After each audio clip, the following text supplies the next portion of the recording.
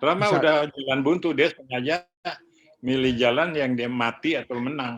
Menang sudah tidak mungkin kan? Jadi nabrak tembok. Saya Bicara. percaya pada demokrasi, saya percaya pada masyarakat internasional, dan saya banyak nonton TV dari pemerintah-pemerintah lain di Eropa yang pada umumnya mendukung suatu normalisasi di bawah Biden. Subscribe. Komen. Komen. Ayo, satu lagi apa? Like. Baik.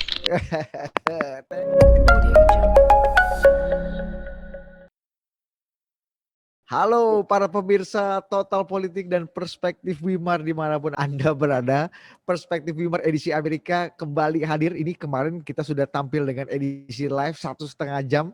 Dan sekarang kita akan mulai reguler menampilkan Perspektif Wimar edisi Amerika yang hadir untuk melengkapi perspektif Anda seputar politik Amerika. Apalagi pemilu Amerika 4 November lalu belum benar-benar usai karena sekarang ini hari Kamis tanggal 5 November sekitar pukul 6 sore kita ambil rekaman video ini dan betul memang belum ada yang sujud syukur meskipun ya optimisme mungkin sedikit klaim-klaim ada tuduhan-tuduhan sudah mulai dikeluarkan. Nah setelah kemarin kita sudah live 1,5 jam dengan tokoh yang satu ini membahas pernak-pernik pemilu Amerika. Sekarang kita hadir dalam edisi Perspektif Wimar edisi Amerika. Acara ini hasil kolaborasi antara Perspektif Wimar dengan Total Politik. Dan sudah bersama saya sekarang the one and only Wimar Witular. Wewe. Yeay. Halo Aduh. Cel. Halo, ada CL tuh teman kita namanya Clara Lila yang menjadi penonton setia Perspektif Wimar nih. Dia orang yang nonton tanpa disuruh, jadi aku bilang halo. Oh gitu, karena ada teman saya Sukiman juga nonton, dia mau Ya, dia dihaloin disuruh juga. jelas. Oh dia di Solo, berarti dia di bawah ancaman dan di bawah Enggak. tekanan dia menonton Daripada acara udah kita disuruh ya. nggak nonton ya. Ini menarik banget pemilu Amerika tanggal 5 November mungkin dalam sejarah Amerika modern ini yang paling lama kali ya karena ada situasi pandemi mail in ballotnya juga banyak sekali gimana bagian dari sampai pemilu tahun 2000 lebih lama itu yang bagian di Floridanya kan sampai hampir tahun baru tuh 2 bulan. Oh gitu. Apa yang terjadi Kan? tahun 2000? Jadi apa yang terjadi tahun 2000 di Florida Itu karena Bush nggak mau mengalah terhadap Al Gore gitu. Dia minta dihitung lagi, pokoknya akhirnya masuk ke Supreme Court ya. Diputuskannya oleh Supreme Court. Diputuskan oleh Supreme Court karena ya. pakai lawyer, 30 lawyer apa. Oke. Nah, Wewe ini melihat pemilu sekarang nih, Ini sudah tanggal 5, kita nggak tahu ini acara ini ditayangkan mungkin tanggal 6 atau tanggal 7. Tapi kita masih harap-harap cemas karena sampai jam 6 sore tanggal 5 ini Biden belum mengumpulkan 270 tapi udah hampir sekali udah 264 versus Donald Trump 214.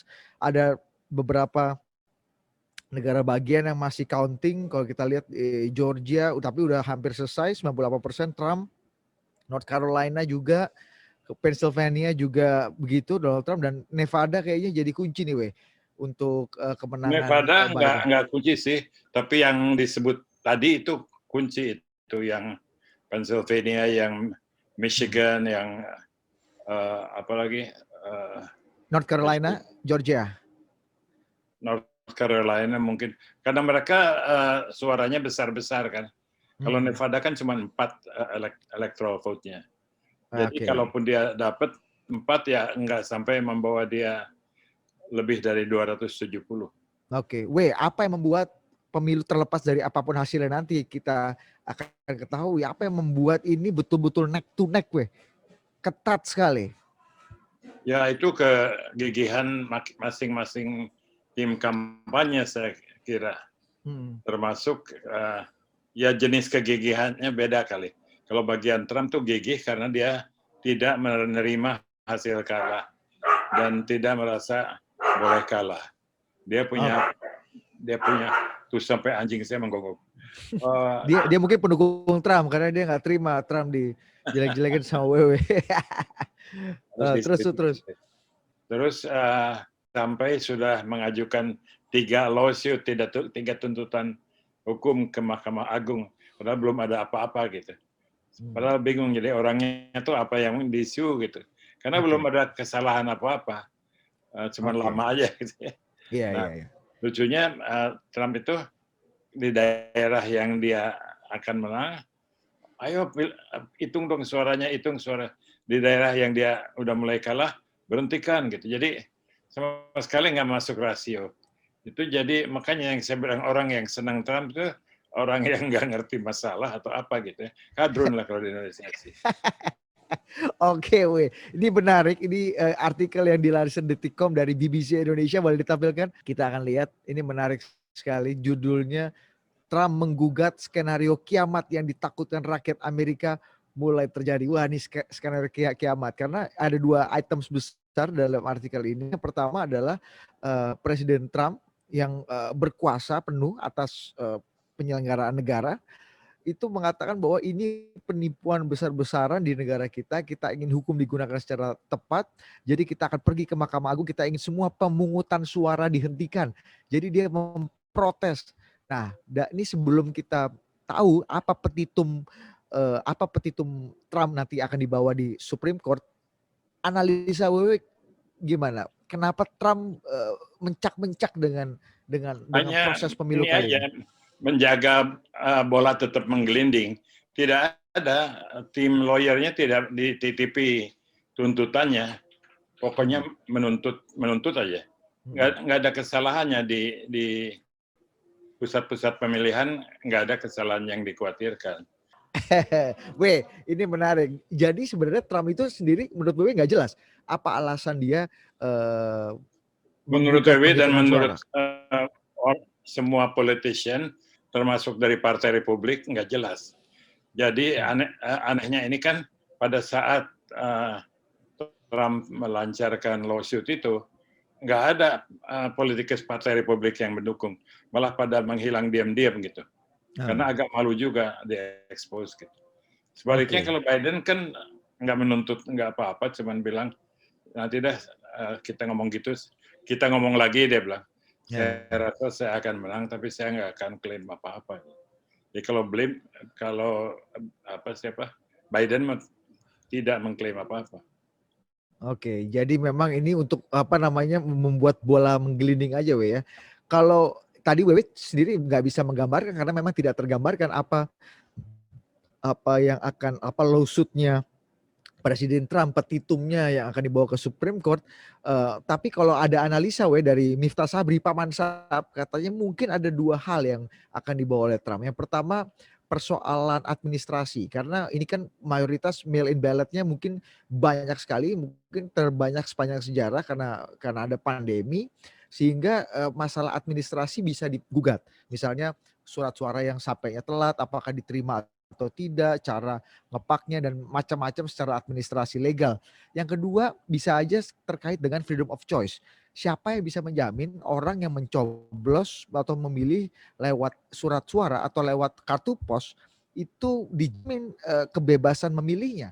Apakah dia memilih di dalam tekanan atau memilih atas dasar pilihannya sendiri? Nah, itu 2 alasan yang diungkapkan oleh Miftah. Komentar Wewe masuk akal nggak tuh, Pertama saya tanya, Didit percaya nggak tuh analisa Pak Mansab? Saya nggak punya pendapat. Saya mau tanya Wimar. Saya kira sebagai wartawan yang bermutu, Anda juga harus punya pendapat. Nggak, masuk akal nggak, bahwa itu tidak mungkin masuk akal. Tidak masuk akal. Pertama, karena sistem pemilihan melalui pos atau jarak jauh itu sudah lama, puluhan tahun diadakan di Amerika. Cuman biasanya tidak terlalu laku, tapi sekarang karena pandemi, maka banyak orang yang memanfaatkan sistem itu karena nggak mau meriskir kena pandemi. Gitu. Terus, oke. Jadi sebenarnya ini hal yang biasa, tapi bagaimana kan jumlahnya masif sekali, ada jutaan, puluhan juta.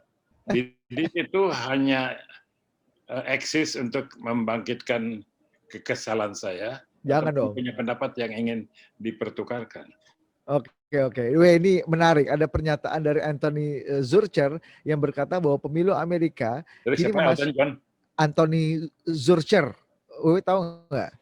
Gak Ini tahu sih. saya Oke, adalah ini analis politik di sana. Oh enggak, sorry, wartawan BBC di Amerika.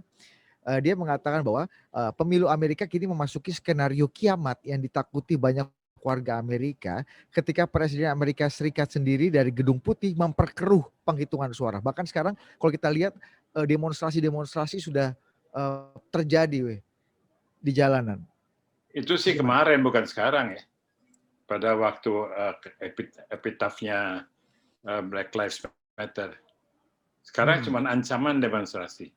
Malah Gedung Putih yang dikasih pagar kuat segala macam. Padahal nggak ada yang nyerang juga. Oke, jadi itu ya. Nah, ini akan berakhir seperti apa, kalau menurut gue? Akan berakhir Trump kalah, mengundurkan diri atau diborgol masuk penjara karena melawan hukum negara. Seberapa besar kelompok Republik atau Republikan, Partai Republik itu mendukung ide gila dari Presiden Trump ini untuk menggugat dan macam-macam? Itu diragukan. Sekarang orang nggak tahu karena setiap tuntutan Trump sampai sekarang tidak mendapat dukungan dari Partai Republik. Oke. Jadi memang ini lone wolf ya, kalau mau dibilang nih sampai Trump saat ini lone wolf. Apalagi kalau kalah. Sekarang kan belum kalah Trump itu. Jadi memang prediksinya akan bisa lama karena tahun 2000 aja penghitungan Florida sampai 2 bulan ya, sampai jelang tahun baru ya. Jadi mungkin nggak ada mekanisme untuk mempercepat. Oke, jadi kita akan tunggu saja. Jadi mungkin ketegangan ini akan berlangsung selama lama. Kalau situasi saat ini berapa kalau menurut pandangan Wewe? Paling lama seminggu menurut saya.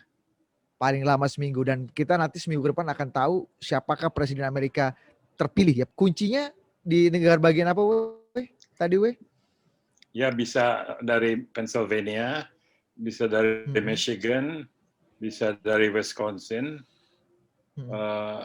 bisa juga dari sekumpulan negara bagian kecil di sebelah barat. Georgia bisa. Georgia, kalau kita lihat memang Georgia dan Pennsylvania sendiri kondisinya memerah. Apakah ini akan sudah pasti akan ke Trump atau tidak? Memang mudah-mudahan dalam waktu yang tidak lama lagi nanti kita akan melihat bagaimana presiden elect dari Amerika Serikat akan diumumkan dan kita ketahui. Kita akan lihat siapa yang akan sujud syukur nanti di depan gerbang White House.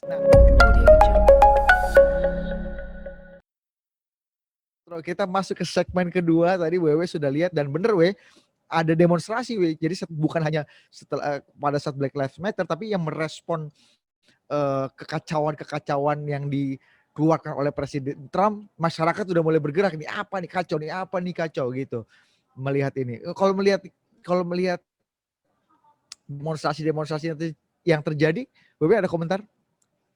Yang di pusat perhitungan Arizona itu tadi malam malah pegawai perhitungan pada takut pulang karena gedungnya sudah dikirim oleh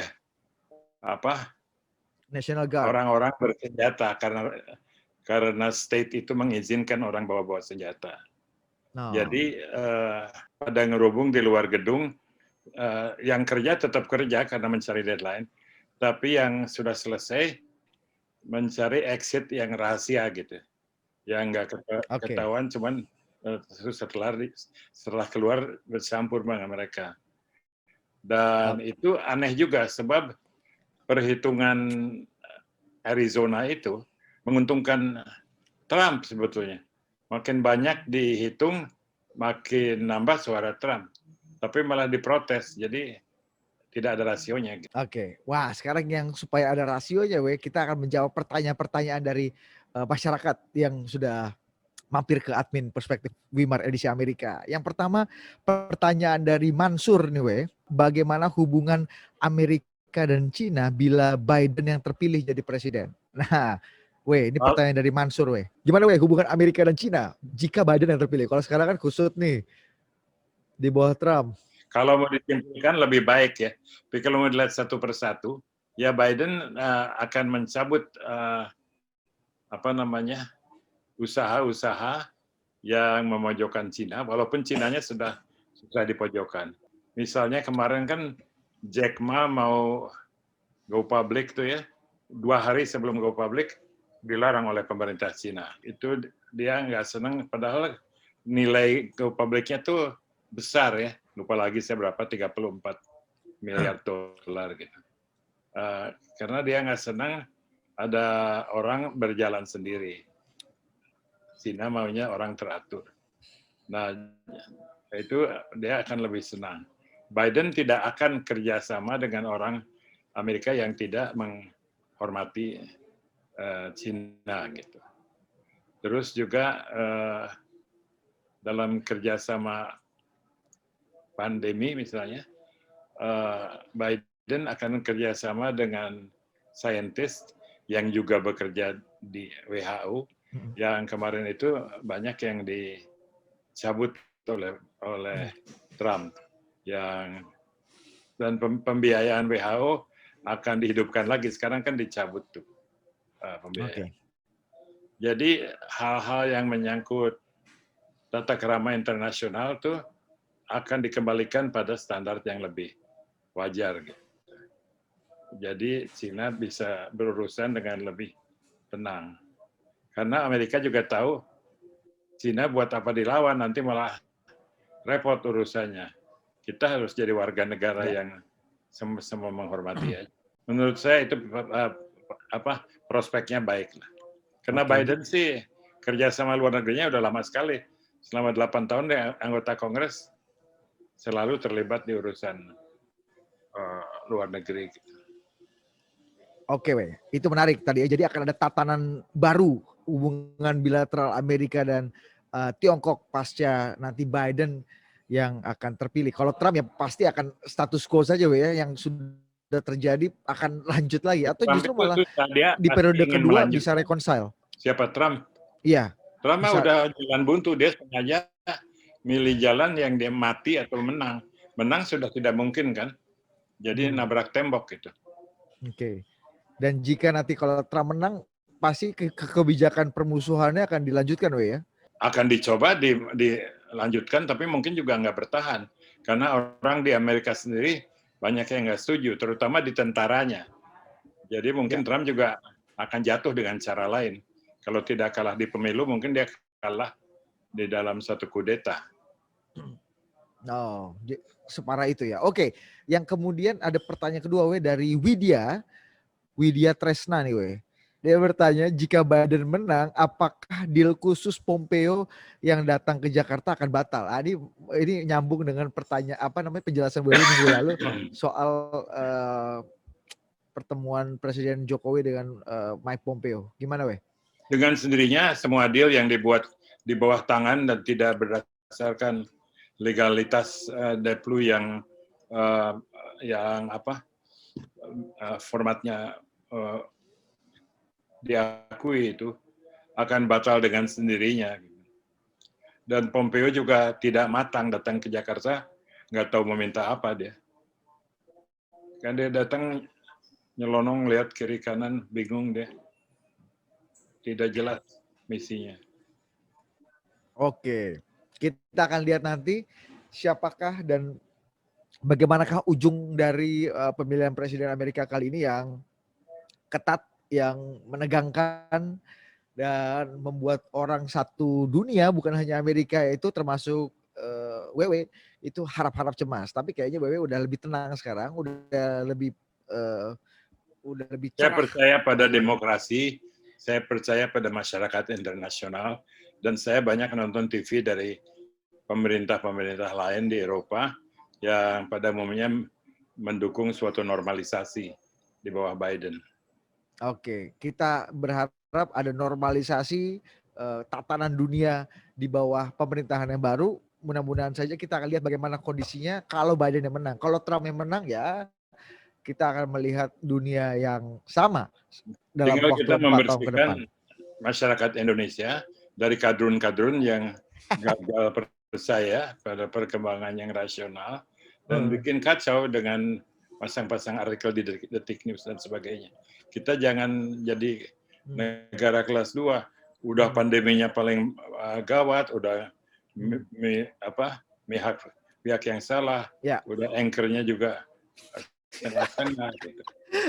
Thank you, Wewe. Sampai jumpa di Perspektif Wimar edisi Terima kasih, Amerika.